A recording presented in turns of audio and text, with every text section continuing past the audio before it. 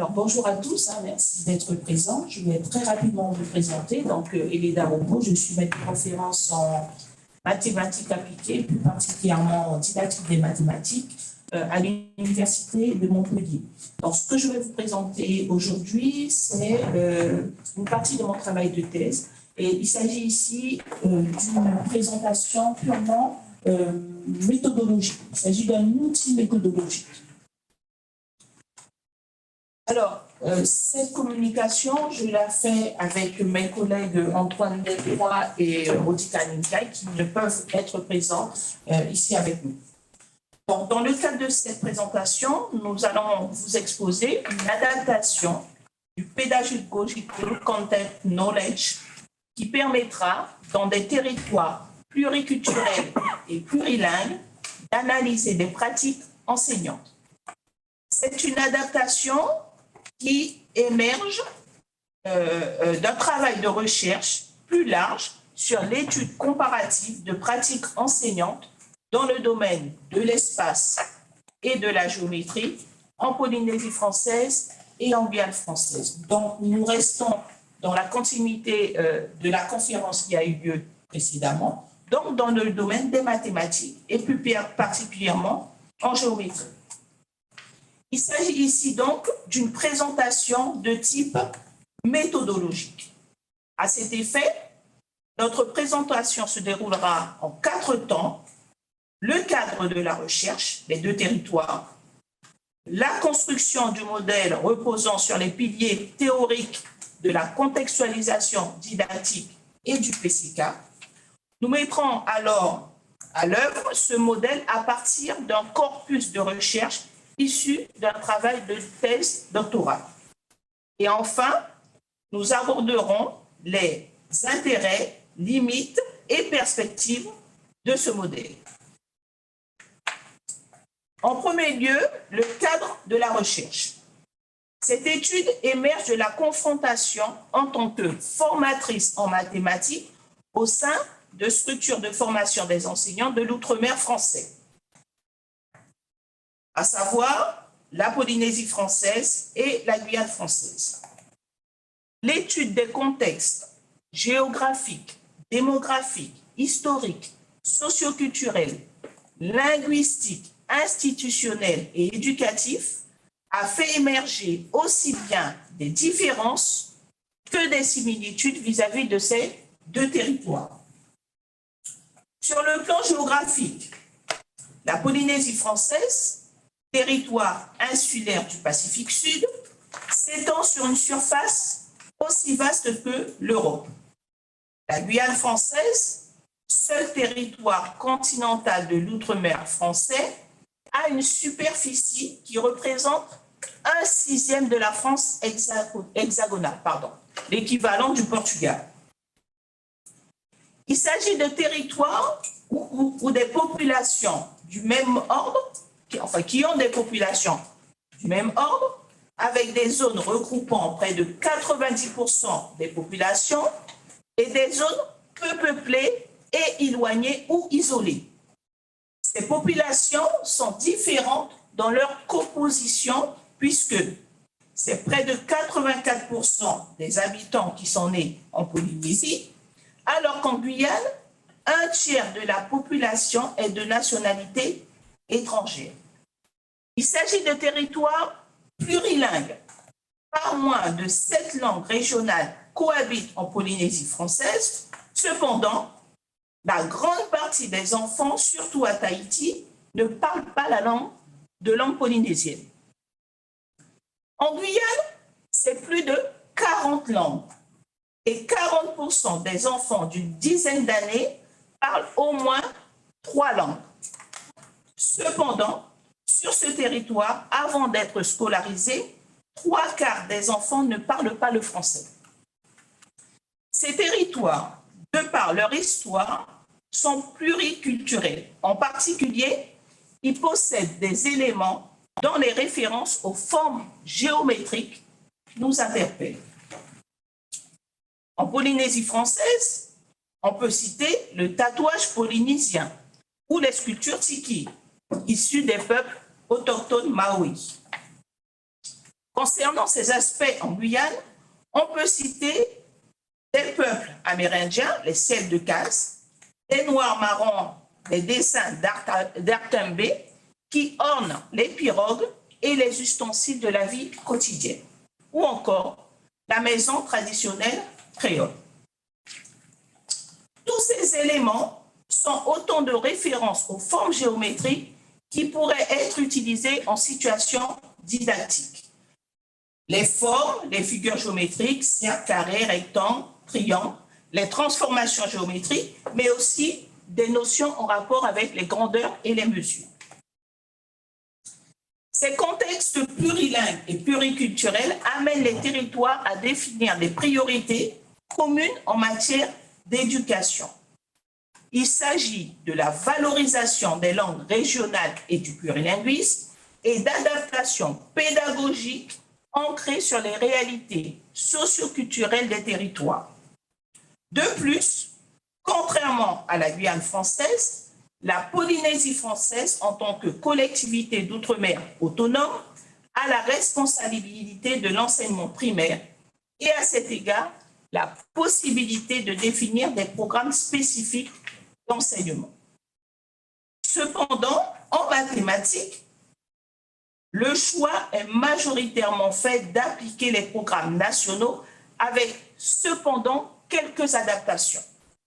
Par exemple, dans les programmes 2020 ajustés et adaptés à la Polynésie française, concernant l'enseignement primaire en mathématiques, nous avons repéré 3 adaptations par rapport aux programmes nationaux. 2 se rapportent à l'utilisation des langues polynésiennes et l'autre à la monnaie, le franc Pacifique.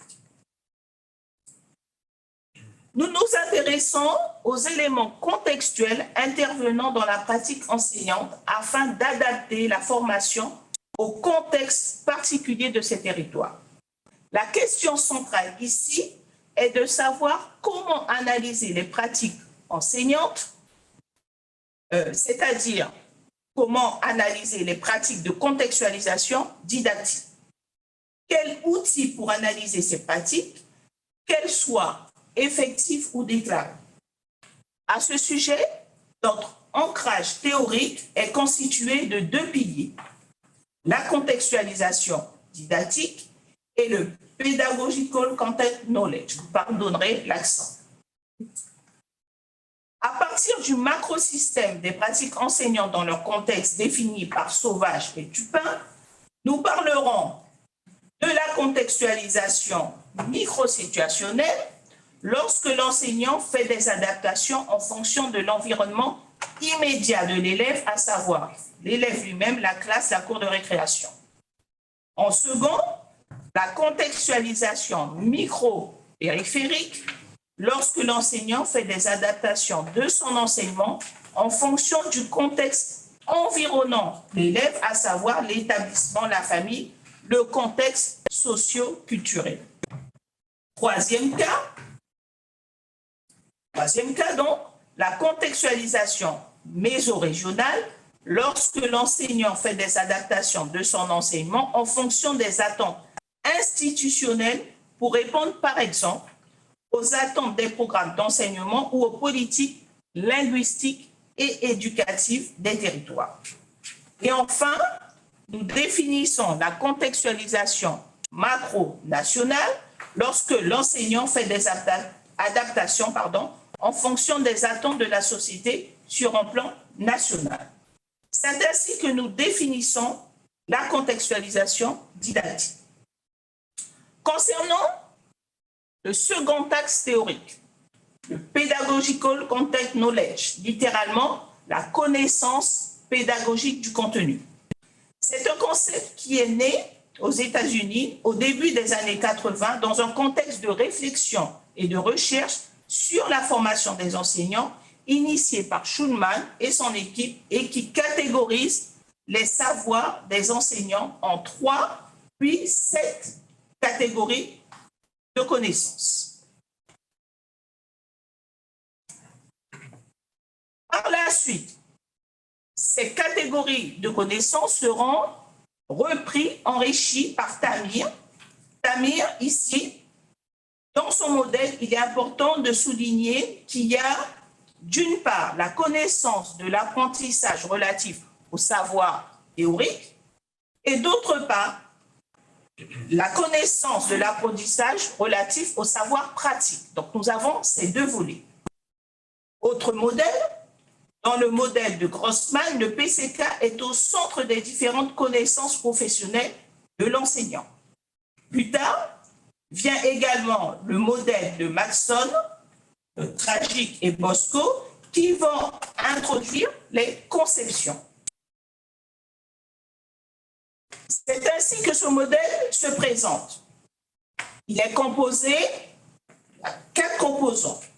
Le PCK relatif au programme, à l'évaluation, aux stratégies et à la compréhension. Chacun de ces composants est divisé en sous-composants.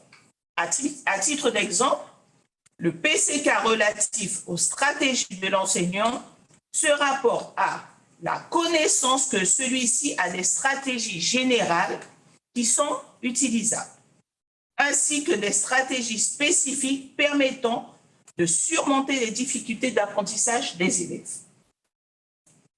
Au modèle précédent, Monsami ajoute les sous-composants croyances relatifs aux stratégies et à la compréhension pour le calcul de durée.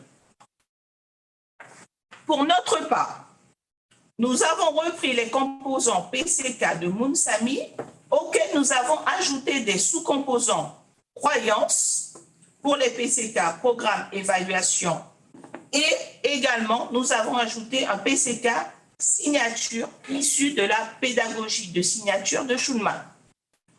Nous nous sommes interrogés sur les croyances dans tous les domaines de connaissance des enseignants, sur les attitudes, les valeurs et les dispositions professionnelles qui pourraient influer les pratiques professionnelles, mais aussi sur la mobilisation des contextes. Ce qui nous amène à ajouter des sous-composants contexte à chacun des composants PCK, programme, évaluation, stratégie, compréhension et signature du modèle précédent, puisque nous nous interrogeons sur la mobilisation des contextes et leur influence sur la pratique enseignante. À savoir, ici, si je détaille ces composants, nous avons les connaissances et croyances sur des éléments contextuels du programme, sur des éléments contextuels pour évaluer, sur des éléments contextuels de stratégie pédagogique et sur des éléments contextuels pour la compréhension des élèves et enfin sur les éléments contextuels dans les attitudes, les valeurs et les dispositions professionnelles. Pour cette communication, nous allons nous intéresser à ces sous-composants contexte que nous cherchons à identifier dans la pratique enseignante, que celle-ci soit effective ou déclarée. D'un point de vue méthodologique, à partir du cadre théorique, nous avons élaboré une grille générale du PCK des enseignants relative au thème géométrique de l'enseignement primaire. Comment allons-nous utiliser cette grille? Alors, nous avons filmé plusieurs séances au cycle 3 de l'école primaire en Polynésie française et en Guyane française. Et nous allons voir comment, à partir de la transcription que nous avons faite, aussi bien des séances que des entretiens semi-directifs que nous avons eus, comment nous parvenons à repérer la mobilisation des contextes aussi bien dans la pratique observée donc, et que dans la pratique déclarée, c'est-à-dire à travers les entretiens. Alors, comment s'opère le codage? Eh bien, si nous revenons à notre partie théorique, nous avons défini ce modèle où nous avons mis en place plusieurs types de contextualisation. Alors, quelques exemples très rapidement. Ici, je vous ai pris quelques exemples. Donc, concernant les connaissances et croyances des éléments contextuels du programme, ces deux extraits, les enseignants se réfèrent à des outils de la géométrie. Dans le premier cas, il est question de gabarit d'angle, préconisé dans les programmes, mais qui utilisé ici pour répondre à l'absence de matériel de certains élèves. Il s'agit donc d'une adaptation à la situation à laquelle l'enseignant est confronté au sein du contexte micro-situationnel. C'est un indice de la présence de ces sous-composants, connaissances, croyances sur des éléments contextuels du programme. Donc là, c'est un extrait des séances filmées. Également, dans ces exemples, concernant la connaissance des croyances sur les éléments contextuels pour évaluer, à la fin d'une séance qui consistait à reconnaître, nommer et décrire des solides, l'enseignant ici se réfère aux éléments de la classe, mais pas que. C'est pourquoi nous avons une référence au contexte micro-situationnel, mais également micro-périphérique. Je vais passer pour aller plus vite. Je m'attarde plus sur cet exemple. Dans cet exemple, l'enseignant fait le parallèle entre le maçon qui, pour construire sa maison, a besoin d'outils comme l'élève pour faire des figures de géométrie.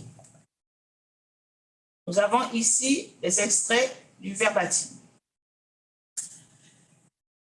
Je vais passer aussi pour aller un petit peu plus vite. Alors, maintenant, nos résultats suite à l'application de cette grille. Résultats et analyse. En l'occurrence, ici, pour illustrer notre méthodologie, pour ce binôme 1, nous avons repéré des connaissances et croyances sur des éléments contextuels de stratégie pédagogique de type micro-situationnel pour les deux enseignants. C'est ce qui est illustré ici. Ainsi, pour le binôme 1, si on reprend l'ensemble des composants, nous avons par exemple observé deux cas de contextualisation micro-situationnelle pour les sous-composants contexte, PCK et stratégie, et aucune référence à la contextualisation micro-périphérique et à la contextualisation mésorégionale. Nous avons aussi ici les résultats pour les deux autres binômes, ainsi suivant le type de contextualisation. Pour le binôme 2, les deux enseignants font des adaptations de type micro-situationnel et micro-périphérique, alors que pour le binôme 3, un seul des deux enseignants se réfère au contexte micro-périphérique. Nous ne repérons aucune référence au contexte mésorégional pour les 6 enseignants. En termes de mobilisation des contextes pour les stratégies pédagogiques, nous repérons aussi 9 indices de cette mobilisation. En opérant la même démarche pour tous les sous-composants contextuels et l'ensemble des enseignants observés, nous obtenons ces deux tableaux d'occurrence. Alors, ici, il s'agit d'une présentation méthodologique, donc je ne vais pas trop m'attarder, mais simplement pour vous préciser qu'à partir de la transcription et de l'identification du type de contextualisation repéré dans la pratique enseignante effective ou déclarée, nous pouvons déterminer quel est le type de contextualisation qui apparaît véritablement.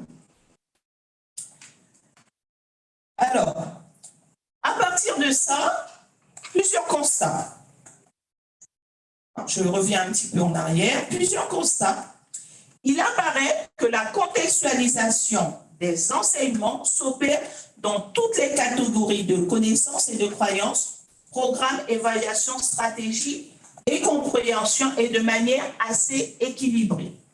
Cependant, les enseignants font majoritairement référence à l'environnement proche de l'élève au sein de la classe. Contextualisation micro-situationnelle.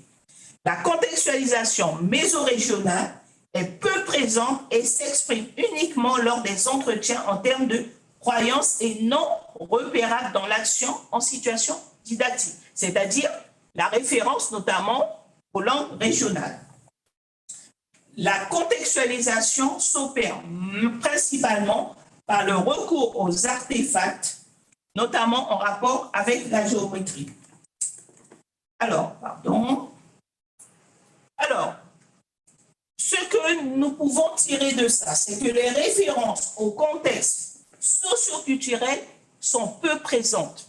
En réalité, ce que nous avons cherché à observer, c'est dans des conditions naturelles de classe, c'est-à-dire sans au préalable avoir dit aux enseignants qu'on cherchait à repérer la mobilisation des contextes, qu'est-ce qu'il était véritablement observé. Ce que nous constatons, c'est que malgré, entre guillemets, les injonctions à contextualiser, dans les faits, cette contextualisation est peu présente. Il s'agit essentiellement d'une contextualisation en référence avec l'environnement immédiat, mais immédiat au sein de la classe, sans référence majoritairement, en tout cas, au contexte socio-culturel. Alors, comme je passe un petit peu parce que j'ai... Alors, juste concernant les intérêts, limites et perspectives de ce modèle. Sans être parfait, il nous semble que ce modèle possède un caractère opérationnel quand il s'agit de repérer les connaissances et croyances professionnelles des enseignants vis-à-vis de la prise en compte des contextes. C'est ce que nous avons fait pour 6 séances. Cependant, ce petit nombre de séances augure tout de même une certaine fragilité vis-à-vis de nos résultats. Cet outil nous a cependant permis de mieux objectiver les constats que nous effectuons lors de nos formations d'enseignants. Nous espérons que ce modèle pourra être amélioré et exploité pour des analyses analogues portant sur la contextualisation d'enseignement mathématique ou dans d'autres disciplines et dans d'autres territoires de l'outre-mer français, mais pas uniquement. Je vous remercie.